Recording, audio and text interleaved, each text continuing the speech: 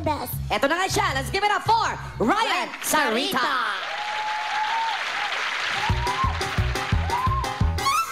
Alright, rock and roll to the world. Alright, people. Handa na ba kayo lahat, mga Ginoo at Binibini? Huh? Alright! Eto na, mga men. Men, alam nyo, galit na galit ako sa kwentong Beauty and the Beast. Sabi nila, yun daw ay tungkol sa paghahanap ng tunay na pag-ibig. Mali yun, mga men. Mali yun.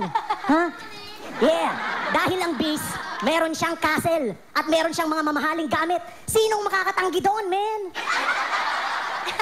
Kaya pagkasama ko ang aking magandang girlfriend, sinasabi nila, yeah, sinasabi nila, uy Brad, tignan mo yan oh, Beauty and the Rapist. Alright, rock and roll to the world. Yeah. As you can see, mga Ginoo at Binibini, ako po ay isang middle class na Ginoo. At pag middle class ka, ibig sabihin, may dalawang klase ka ng kaibigan sa mundo. Mga galing sa squatters at galing sa mayaman. Pag pumupunta ako sa squatters, nagbibigay ako ng 500, sasabihin nila, uy, 2 long neck, may 2 nuts, sukli pa, alright, call center ka talaga, yeah.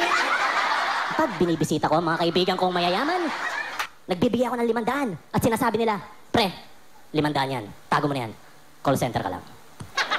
Alright, rock and roll to the world.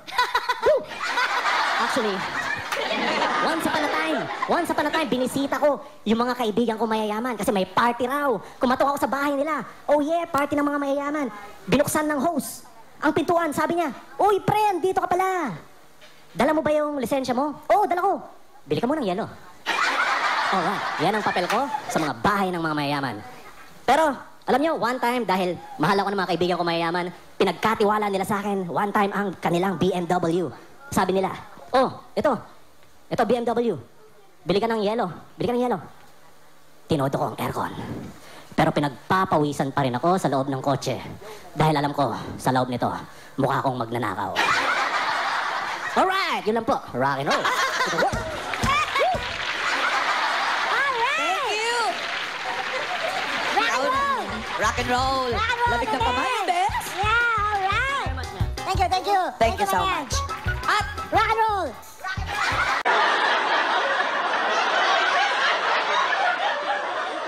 eto pa, lalo tayong mapapalap. Sige nga. Hindi niya first time dito. Kasi ano to eh, nire-request dito lagi. Eto na, mga comedy heavyweights natin. Isa na dyan si Norman. Ay, nako. Nakakainis. Paalis pala ako dito sa bahay namin eh. Yung mga kapitbahay namin titinginan sa akin. Tapos lalo mga barkada ko. Sabi, ang lakas ng loob mo, mag-collar. Wala ka naman leeg. Sabi ko, wala pa rin pagkabata. Nagtataka ako, yun ang tampulan sa akin. Mula nang ipinanganak ako, sabi ko, social naman ako nung pinanganak ako, ang nanay ko si Sarian. Sabi nung kapitbahay namin, hindi iho, no? Ang nanay mo hindi si Sarian, pinanganak ka. Ang ginawa, autopsy, mula sa dibdib pababa, ang ano, buka. Tapos eto, lumalaki ako, tinutokso ko na, yan, batang walang leg yan. Kaya pala yung tatay ko, hindi ako pinapasyal sa Manila Zoo. Dahil baka mamaya, pag nakakita daw ako ng giraffe, mainggit ako. Malungkot ang buhay ko. Lumalaki ako. Minsan sinusukat ko, wala pala akong leeg. Pero tataka ako, paano ko nakapagsalita? Wala akong leeg. Pero sabi ko ganyan, okay lang yan. Hanggang nung high school, nagkaroon ng JS prom, hindi ako naka-attend. Kasi nakalagay doon, wear coat and tie.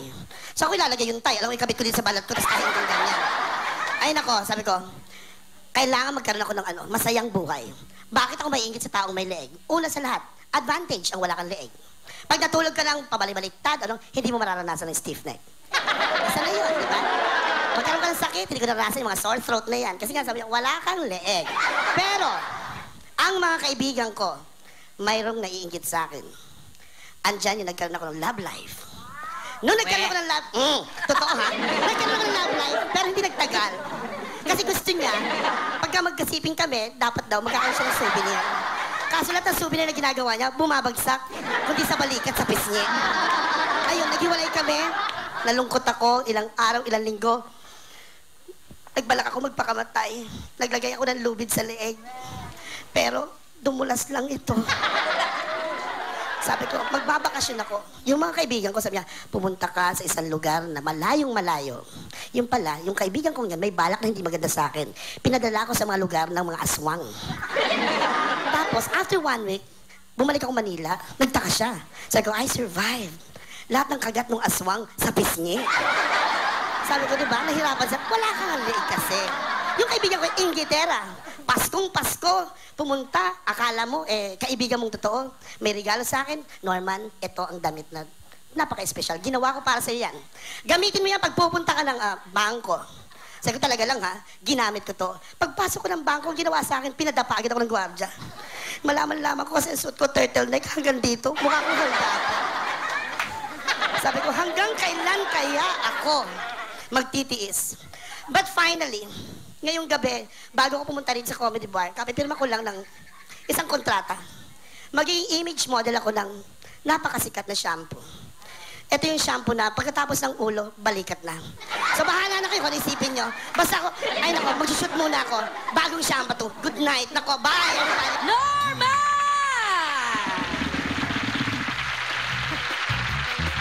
Pero, Ano? ano ka ba? Ba't ba bitter na bitter ka dyan sa likod mo? Hindi, actually kanina nga. Ang daming tatanong. Sa kasamahan ko, Ah. Norma, nasan leg mo? Isa lang sinasagot ko, happy pa ako. Ano sagot mo? Sinanla ko, gipit ako. Norman, ladies and gentlemen. Comedy bar. Thank you so much. Jen-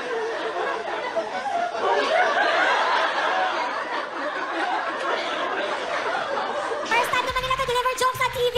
Pero itong stand-up comedian natin ngayon, sanay na papunta na sa expert. Let's all welcome Orca! Ay, ito pala siya. Hello, good evening po. And nandito na naman po ako sa Comedy Bar. Maraming salamat po sa inyo. At tuwing nag-guest ako dito, alam ko na gusto lang makibalita ng Comedy Bar kung anong nangyayari na sa buhay ko.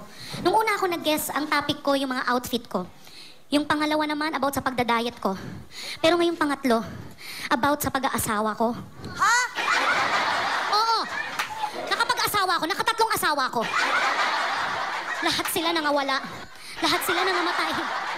Dahil pag gumigising ako sa umaga, titingin ako sa kaliwa, sa kanan, wala na sila sa tabi ko. Oo, nadadaganan ko. At nakakaawa mga itsura nila pag nakita nyo. Kung hindi nangingitim, lumabas ang kinain. Pero ngayon, I'm proud to say na nakahanap na ulit ako ng bagong asawa. Ayun po siya. Ay, yung bodyguard. Oo, Nay. Kaya niya ako inasawa dahil gusto niya habulin ang katawan ko. Kung paano daw ang tamang pagpalaki ng mga braso at mga abs. Kiss mamaya. Mamaya. Alika nga. Para maniwala sila. Ay, serious? Totoo yan? Asawa mo nga yan? Para pong galit kayo. Asawa mo yan? Kalokohan yan! Ba't ikaw nakapag-asawa ng ganyan? Pre, sandali! Ay! Sandali! Pasensya ka na. Sorry, Nay, talaga. Sorry. Pero ito lang. Ngayon, ang bago kong asawa, mautak. Hindi siya tumatabi sa pagtulog sa akin. Bumili siya ng double deck. Sa taas siya, sa baba ako para sigurado. Eh di parang hindi rin kami mag-asawa, pakiramdam ko roommate ko siya.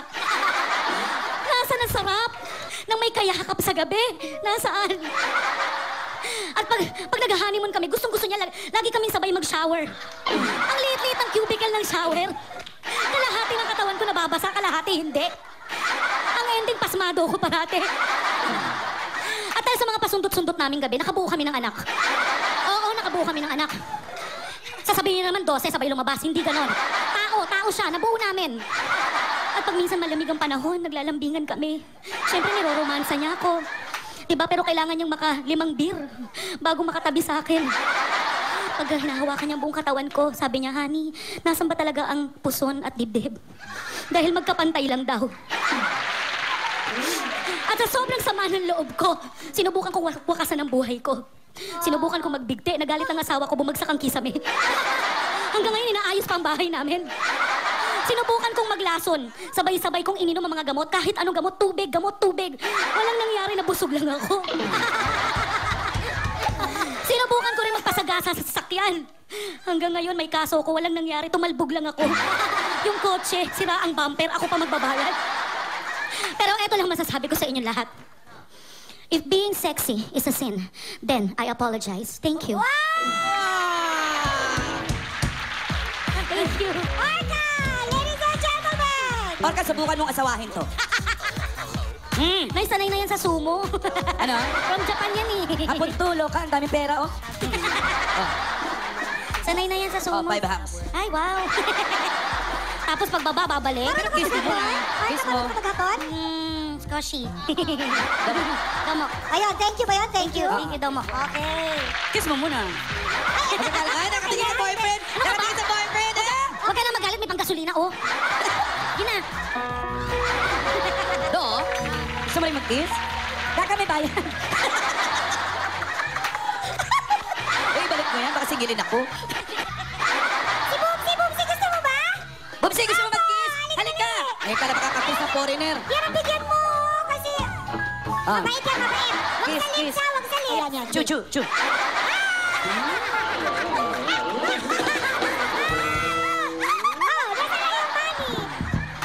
Binigyan ng money. Balik mo yan, nakakahiya. Sa telebisyon tayo. Oo Baka nga. isipin nila, mga mukha tayong pera. Akin na nga lahat yan.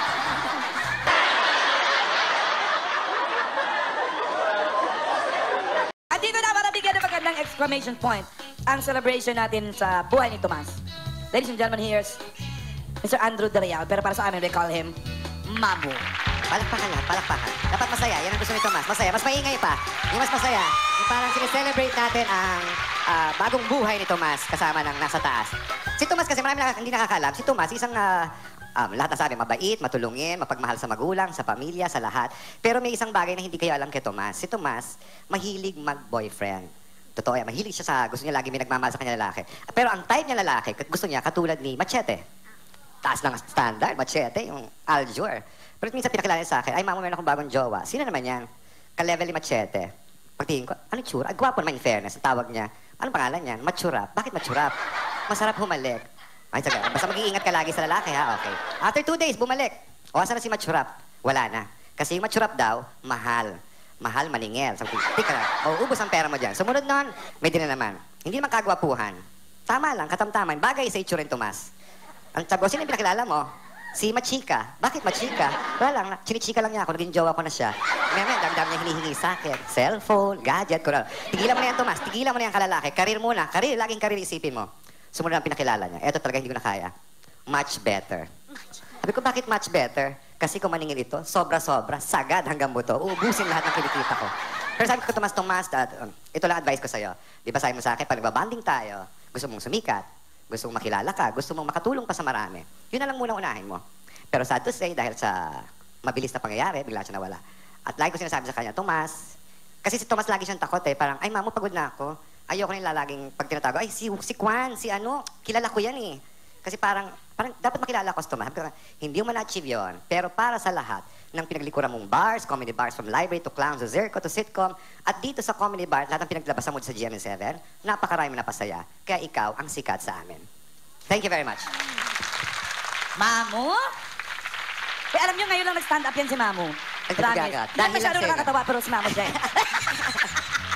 Mahirap. Ay, Mamu, lahat naman tayo nagmahal kay Tomas. Ano ka ba? Lalo pang dumadami mga nakikisaya sa atin dito sa comedy bar.